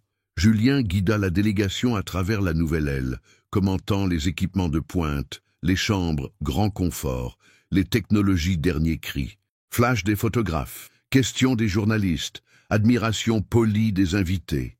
C'est en passant devant l'aile sud que le drame se produisit. Par la baie vitrée du couloir, Julien aperçut une silhouette familière. Élodie poussait son chariot de médicaments, s'arrêtant dans chaque chambre avec son sourire patient. Elle portait sa blouse blanche habituelle, ses cheveux étaient tirés en queue de cheval, et elle avait l'air épuisée. Au même moment, elle leva les yeux et le vit. Lui, en costume 3 pièces, entouré de ministres et de personnalités, guidant une visite officielle comme s'il était chez lui. Parce qu'il était chez lui. Leurs regards se croisèrent à travers la vitre. Celui d'Élodie exprima d'abord la surprise, puis l'incompréhension, puis une horreur grandissante à mesure qu'elle comprenait. « Monsieur Morel ?» La voix du ministre le tira de sa stupeur. « Vous disiez ?» Julien réalisa qu'il s'était arrêté net au milieu de son explication. Tous les yeux étaient tournés vers lui. Sa mère le regardait avec inquiétude. « Excusez-moi, où en étais-je ?»« Vous nous parliez des protocoles de qualité, » souffla Beaumont. « Ah oui, les protocoles. » Mais Julien n'entendait plus rien. Dans sa tête résonnaient les mots d'Élodie. « L'honnêteté, c'est rare. Les gens mentent tout le temps, par facilité, par lâcheté. Et puis, si son mensonge pouvait me faire du mal, alors je partirais, sans un regard en arrière. » La visite se termina dans le grand amphithéâtre pour les discours officiels. Julien monta à la tribune, face aux caméras et aux applaudissements. Il avait préparé un discours lisse sur les valeurs de l'hôpital, l'engagement envers les patients, l'excellence des soins. Mais quand il prit la parole, d'autres mots sortirent de sa bouche. « Mesdames et messieurs, je voudrais vous parler de la vraie richesse de cet établissement. » Sa mère fronça les sourcils. Ce n'était pas le début prévu. Cette richesse, ce ne sont pas nos équipements dernier cri ou nos marges bénéficiaires, ce sont les femmes et les hommes qui travaillent ici, souvent dans l'ombre, souvent sous-payés, mais toujours avec un dévouement exemplaire. Des murmures parcoururent l'assistance. Beaumont lui lançait des regards inquiets. « Je pense à nos infirmières qui gagnent 1800 € par mois pour un travail de nuit, de week-end, de responsabilité vitale. À qui sautent leurs repas pour économiser quelques euros, qui sacrifient leur vie personnelle pour s'occuper de nos patients. » Le ministre échangea un regard gêné avec ses conseillers. Ce n'était pas le discours convenu. « Je pense à nos aides-soignantes qui nettoient, consolent, accompagnent nos patients vers leur guérison ou leur dernier souffle, à nos agents d'entretien qui travaillent de nuit pour que nos locaux soient impeccables au petit matin. »« Julien, » chuchota sa mère depuis le premier rang, « qu'est-ce que vous faites ? » ?»« Ce que j'aurais dû faire depuis longtemps, maman. Dire la vérité. » Il regarda vers la baie vitrée qui donnait sur les couloirs. Quelque part dans ce bâtiment, Élodie continuait sa tournée, le cœur brisé par sa découverte. Quelque part, Maurice attendait sa visite du soir en regardant la télévision. Quelque part, des dizaines de soignants anonymes accomplissaient des gestes d'humanité que lui n'avait jamais su voir. « Alors oui, continua-t-il, nous inaugurerons cette nouvelle aile. Mais n'oublions jamais que la vraie innovation dans un hôpital, c'est de traiter chaque patient comme un être humain unique et que cela n'a pas de prix. » Il quitta la tribune sous des applaudissements polis mais perplexes. Sa mère le rejoignit, furieuse. « Julien, qu'est-ce qui vous a pris? Ce discours, on va dire que nous critiquons notre propre gestion. Peut-être qu'il était temps. Temps de quoi? De nous ridiculiser, de dévaloriser l'entreprise familiale. » Julien regarda sa mère, cette femme élégante qui n'avait jamais mis les pieds dans une chambre de malade, qui dirigeait une fondation de santé depuis son salon de Cannes. « Non, maman, il était temps de grandir. » Le soir même, Après le départ des officiels et la débandade des journalistes, Julien arpentait les couloirs de son hôpital comme un homme traqué. Sa mère était repartie pour Cannes dans un claquement de talons furieux, non sans lui avoir promis une discussion sérieuse avec le conseil d'administration. Beaumont et les autres actionnaires étaient consternés par ce qu'ils appelaient déjà l'incident. Mais tout cela importait peu à Julien. Il n'avait qu'une obsession, retrouver Élodie. Il la chercha d'abord dans l'aile sud, puis aux urgences, puis dans tous les services où elle était susceptible de passer. C'est finalement dans la petite kitchenette du 3e étage qu'il la trouva, assise seule devant une tasse de café froid, encore sous le choc. Quand elle le vit entrer, ses yeux se durcirent immédiatement. « N'approchez pas. Élodie, laissez-moi vous expliquer. » « M'expliquer quoi ?» Sa voix tremblait de colère contenue. Comment Luc Martin, représentant commercial, s'est transformé en Julien Morel, directeur général de l'hôpital? Comment l'homme qui prétendait ne pas avoir d'argent est celui qui décide de nos salaires de misère? Julien s'arrêta à quelques pas d'elle, les mains tendues dans un geste d'apaisement. Ce n'était pas prémédité, Élodie. Au début, je voulais juste comprendre. Comprendre quoi? Elle se leva brusquement, faisant tomber sa tasse qui se brisa sur le sol carrelé. Comment ça faisait d'être pauvre? Comment ça faisait de galérer? Vous vous êtes payé un petit safari dans la misère sociale? Non, ce n'est pas ça. Alors quoi? Les larmes commençaient à couler sur ses joues. Vous vous êtes amusé? Vous avez voulu voir jusqu'où vous pourriez me faire marcher, la petite infirmière naïve qui croit au prince charmant? Élodie, jamais je n'ai voulu vous faire de mal. Jamais. Mais vous l'avez fait. Elle criait maintenant, et sa voix résonnait dans la petite pièce. Vous savez ce que j'ai ressenti quand je vous ai vu tout à l'heure, en costume, entouré de tous ces gens importants? J'ai eu l'impression d'être la dernière des idiotes. Julien fit un pas vers elle, mais elle recula instinctivement.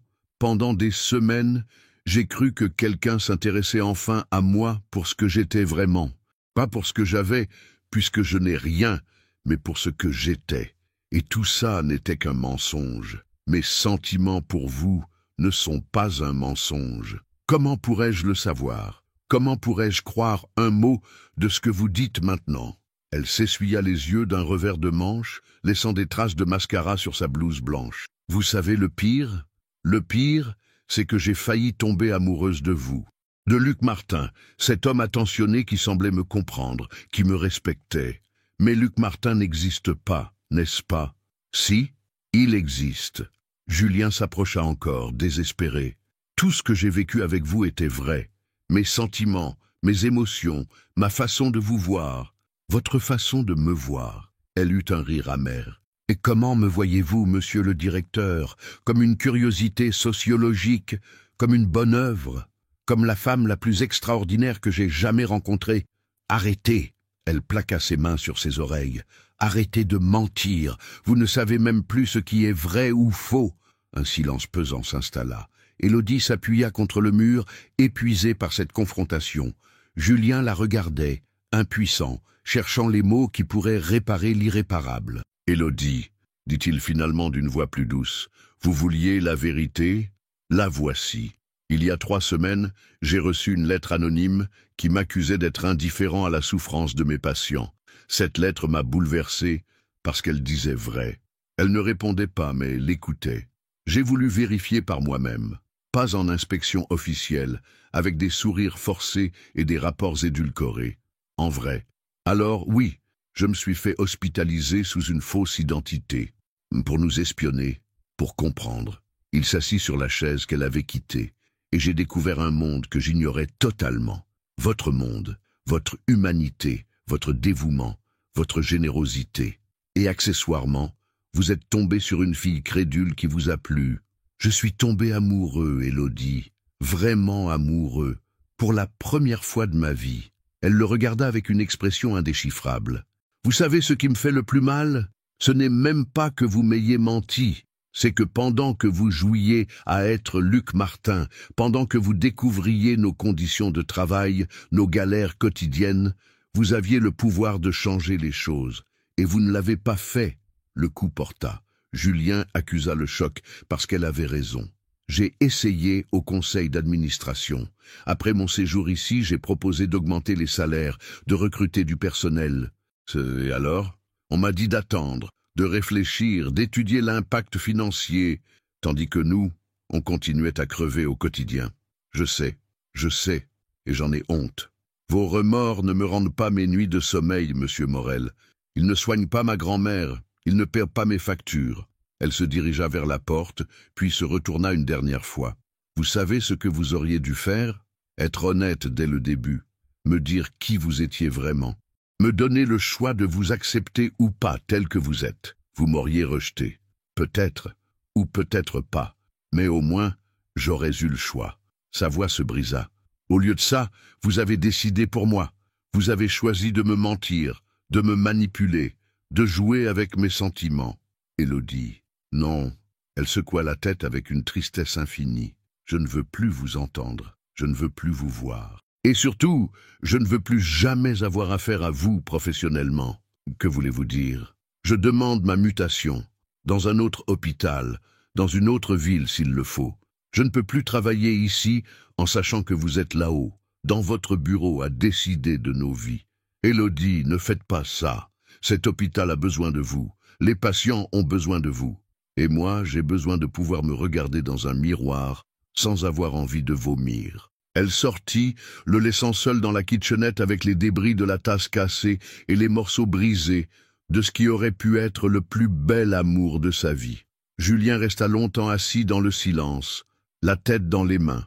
Au loin, il entendait les bruits familiers de l'hôpital. Sonnettes, chariots, pas pressés dans les couloirs. La vie continuait, indifférente à son désespoir. Pour la première fois depuis des semaines, il se sentait vraiment seul. Plus seul qu'avant de rencontrer Élodie, parce qu'il savait maintenant ce qu'il avait perdu. Et cette fois, ce n'était pas l'argent ou le pouvoir qui pourrait réparer les dégâts. Les semaines qui suivirent furent les plus sombres de la vie de Julien. Élodie avait tenu parole.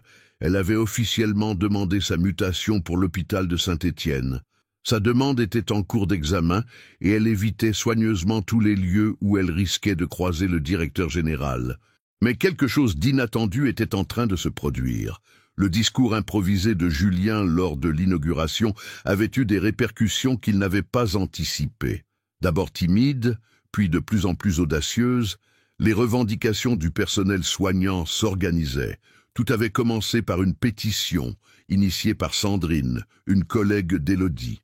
Revalorisation des salaires et amélioration des conditions de travail, réclamait le document qui circulait de service en service. En quelques jours, plus de 200 signatures s'étaient accumulées. Monsieur Morel, annonça Madame Dubois un matin, une délégation du personnel souhaite vous rencontrer. Ils sont nombreux. Julien leva les yeux de ses dossiers. Depuis la confrontation avec Élodie, il avait du mal à se concentrer sur son travail habituel. Les chiffres dansaient devant ses yeux, les réunions lui semblaient vides de sens. Combien sont-ils? Une quinzaine. Des infirmières, des aides-soignantes, quelques brancardiers, ils ont l'air déterminés. Faites-les entrer. La délégation entra dans son bureau avec une gravité solennelle. Julien reconnut quelques visages croisés lors de ses inspections ou de son séjour clandestin. Sandrine portait la parole du groupe. « Monsieur le directeur, nous vous remercions de nous recevoir.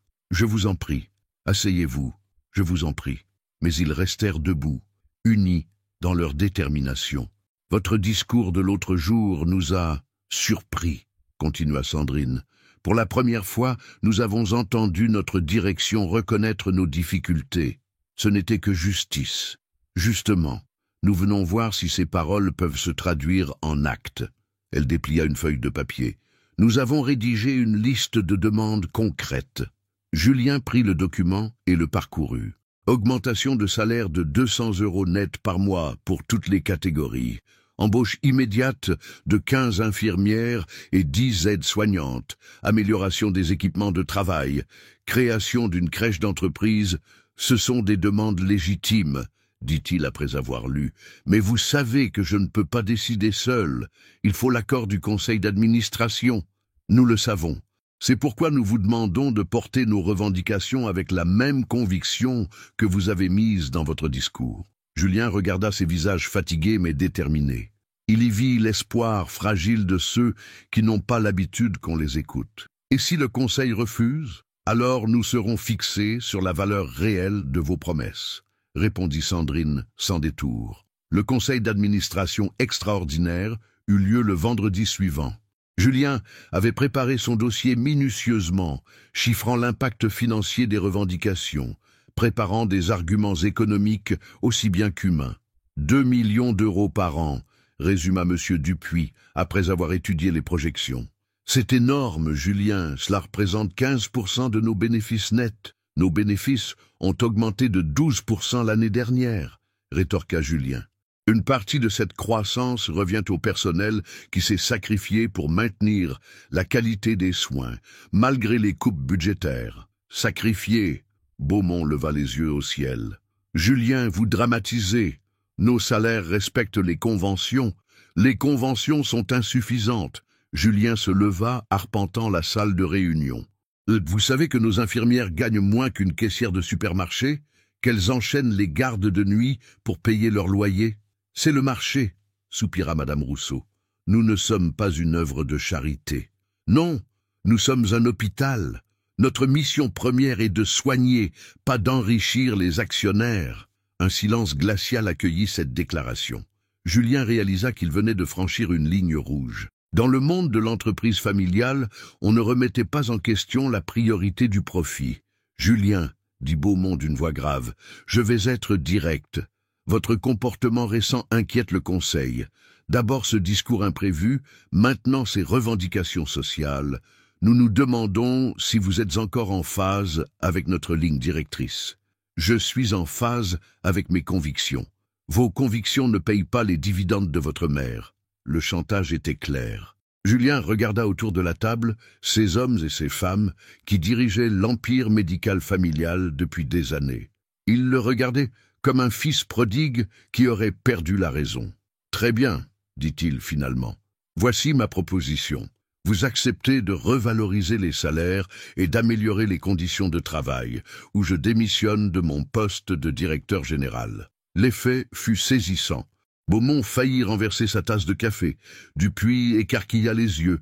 Madame Rousseau porta la main à sa gorge. « Vous ne pouvez pas être sérieux, » balbutia Beaumont. « Je n'ai jamais été aussi sérieux de ma vie. » « Mais enfin, Julien, c'est l'entreprise de votre famille, votre héritage. » « Mon héritage, c'est aussi ma responsabilité envers les gens qui travaillent ici. Vous nous menacez.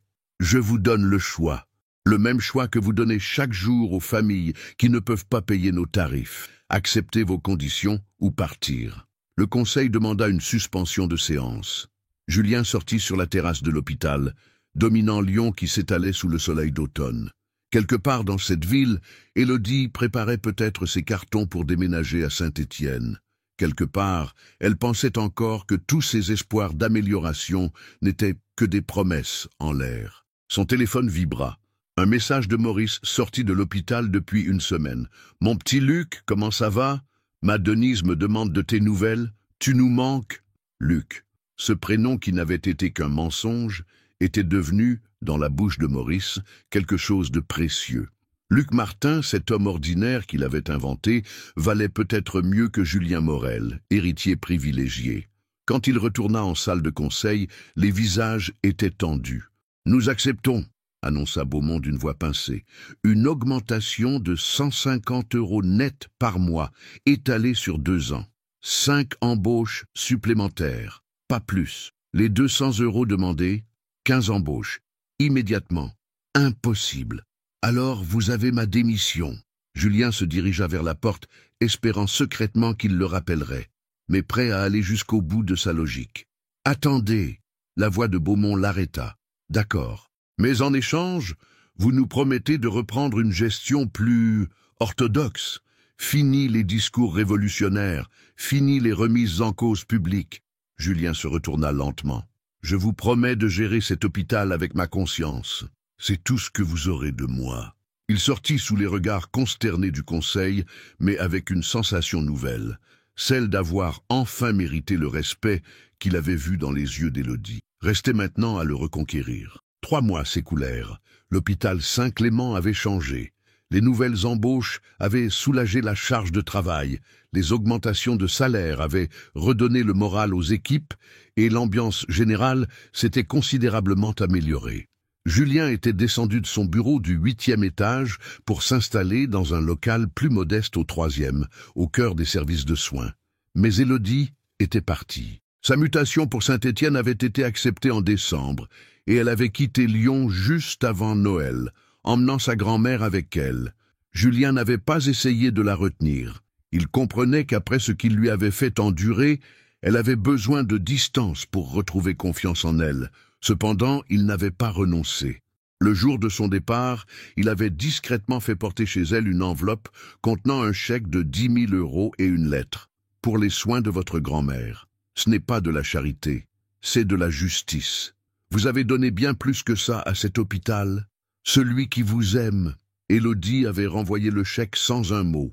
Julien avait alors compris qu'il lui faudrait d'autres preuves de sa sincérité. C'est ainsi qu'était né le projet qui l'occupait maintenant jour et nuit, la clinique sociale d'Élodie. Il s'en souvenait parfaitement de ce rêve qu'elle avait partagé avec lui lors de leur premier café chez Lucette. Ouvrir une petite clinique sociale dans mon quartier, un endroit où les gens qui n'ont pas les moyens pourraient se faire soigner dignement, avec du temps, de l'écoute, de la chaleur humaine. Un rêve utopique, avait-elle dit. Julien allait lui prouver que les rêves utopiques pouvaient devenir réalité. Il avait commencé par racheter discrètement un ancien local commercial dans le quartier de la Croix-Rousse, rue des Tables Claudiennes, à 2 pas de l'appartement où avait grandi Élodie. Un local de 200 mètres carrés, parfaitement situé, avec de grandes fenêtres et un potentiel d'aménagement idéal pour une petite structure de soins. Ensuite, il avait monté un dossier juridique et médical irréprochable. Autorisation administrative, partenariat avec la sécurité sociale, convention avec les mutuelles populaires, recrutement d'une équipe de soignants motivés par le projet social. Le plus difficile avait été de financer l'opération sans utiliser l'argent de l'hôpital familial. Il avait vendu sa collection d'œuvres d'art, hypothéqué son appartement, liquidé une partie de ses placements personnels. Au total, près de 800 000 € investis dans ce qui était officiellement la clinique sociale Madeleine Marchand. Madeleine Marchand, comme la grand-mère d'Élodie. Maurice, qu'il continuait de voir régulièrement, leur amitié s'était révélée plus solide que le mensonge qu'il avait fait naître, était son unique confident dans cette aventure. « Tu es fou, mon petit Luc », lui disait-il en l'aidant à décharger des cartons d'équipement médical.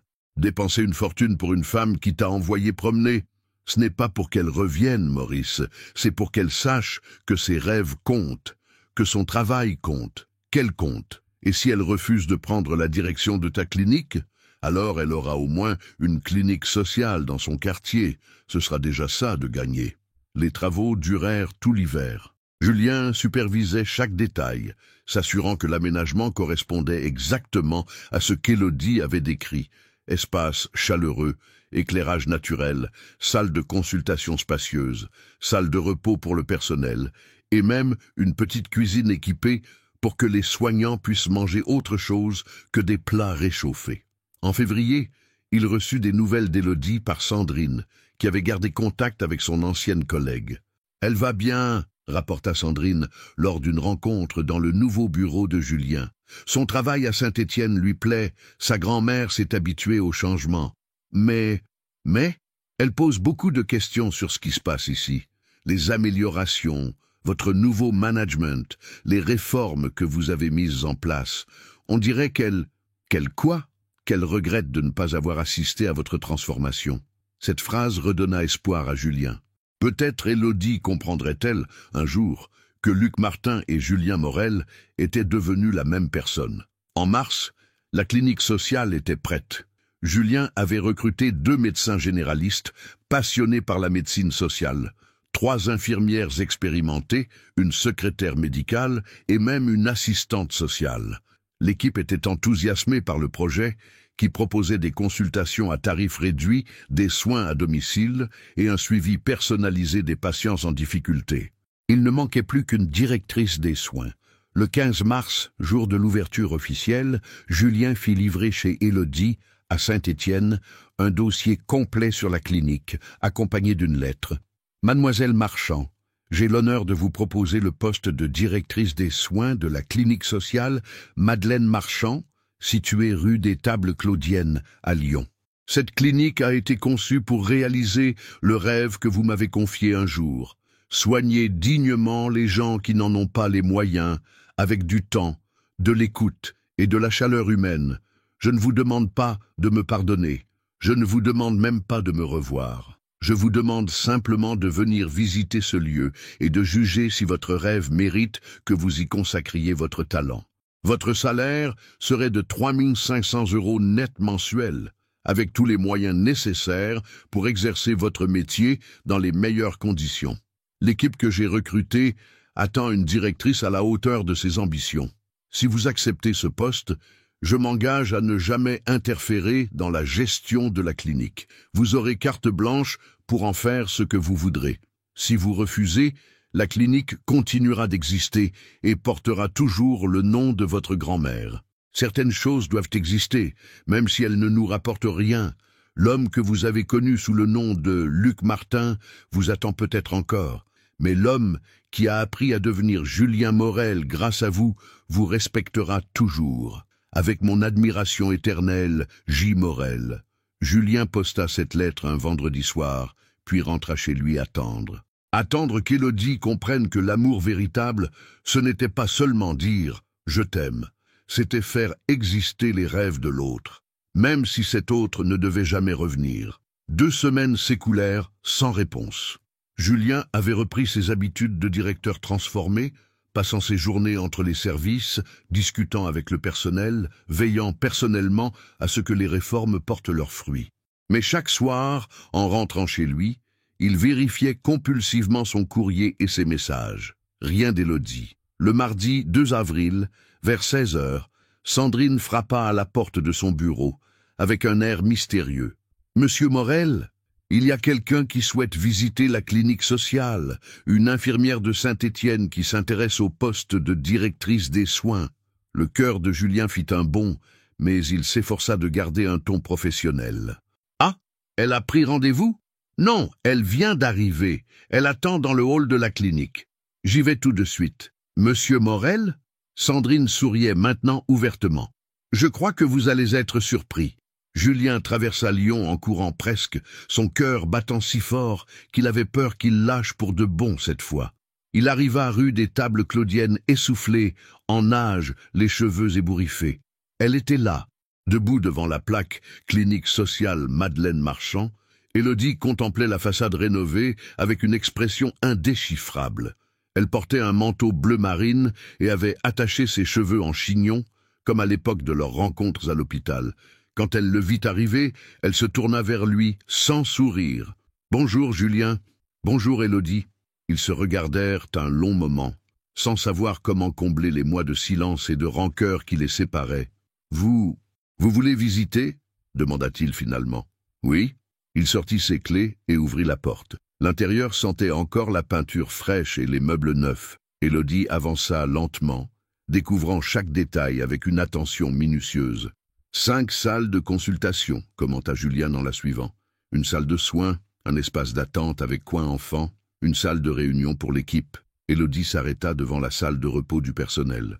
À travers la cloison vitrée, on apercevait la cuisine équipée, les canapés confortables, la machine à café professionnelle. « Vous vous souvenez vraiment de tout ce que je vous avais dit ?» murmura-t-elle. « De chaque mot. » Elle continua sa visite en silence, examinant les équipements, les aménagements, l'organisation des espaces. Dans le bureau destiné à la directrice des soins, elle s'arrêta longuement devant la grande fenêtre qui donnait sur les toits du quartier de la Croix-Rousse. « J'habitais là-bas, » dit-elle en désignant un immeuble au loin.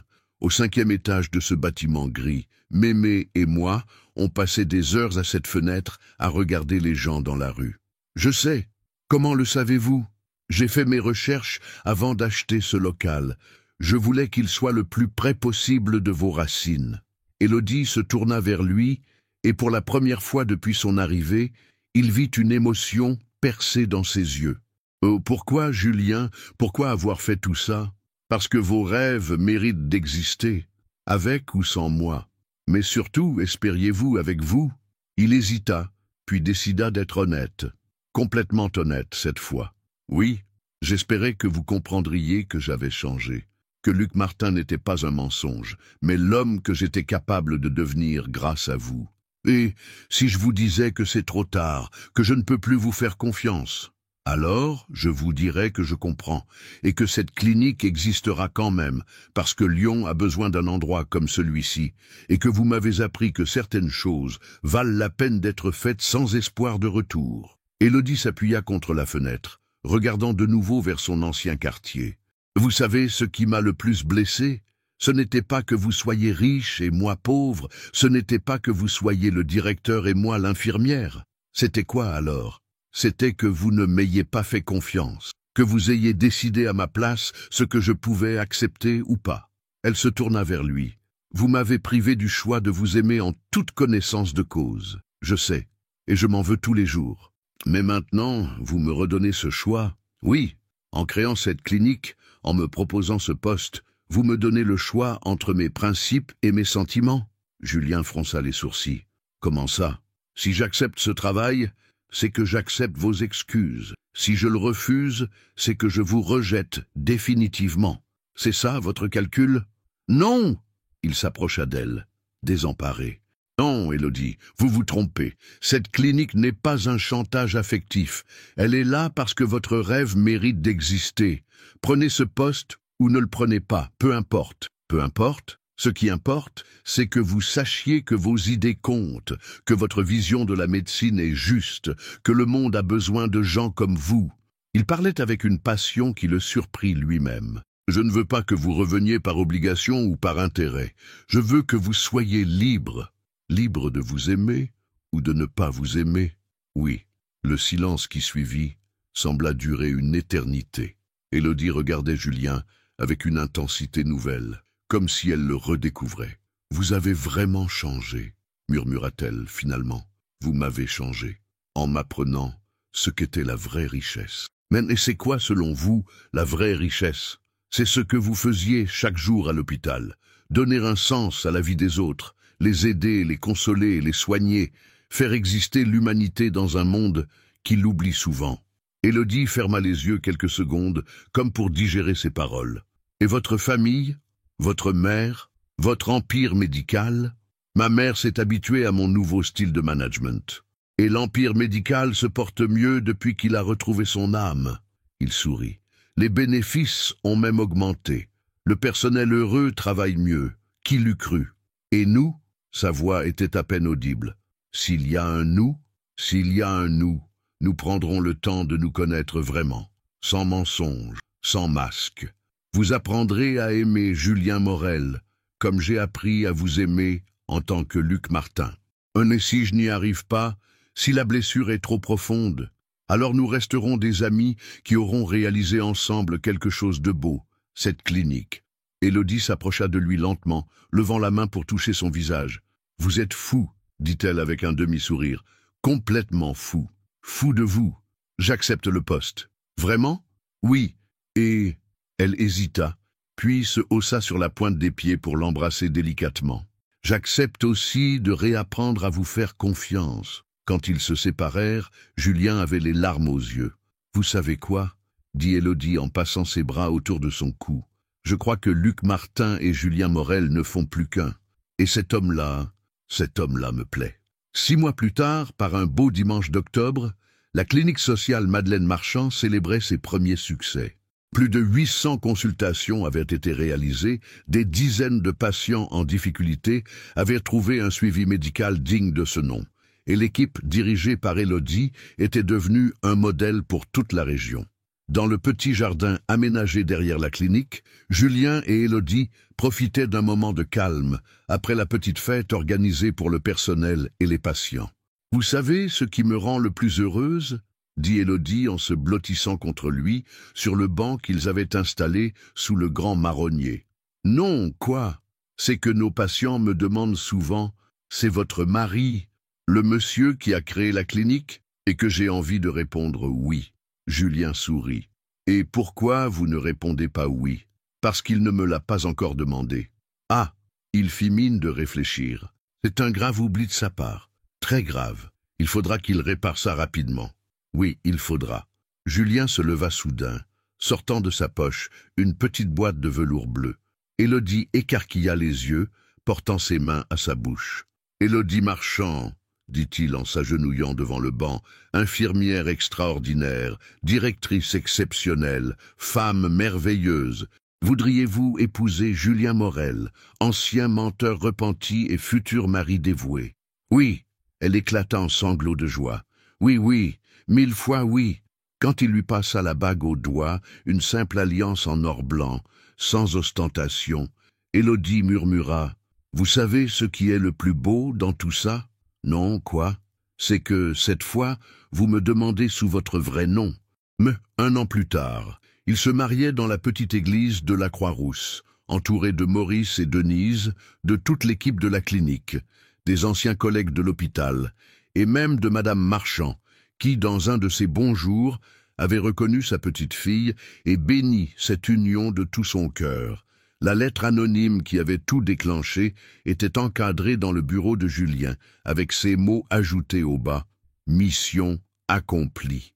L'amour a ouvert les yeux, car parfois il suffit de se perdre pour se retrouver, et parfois il faut se déguiser en quelqu'un d'autre pour découvrir qui on est vraiment.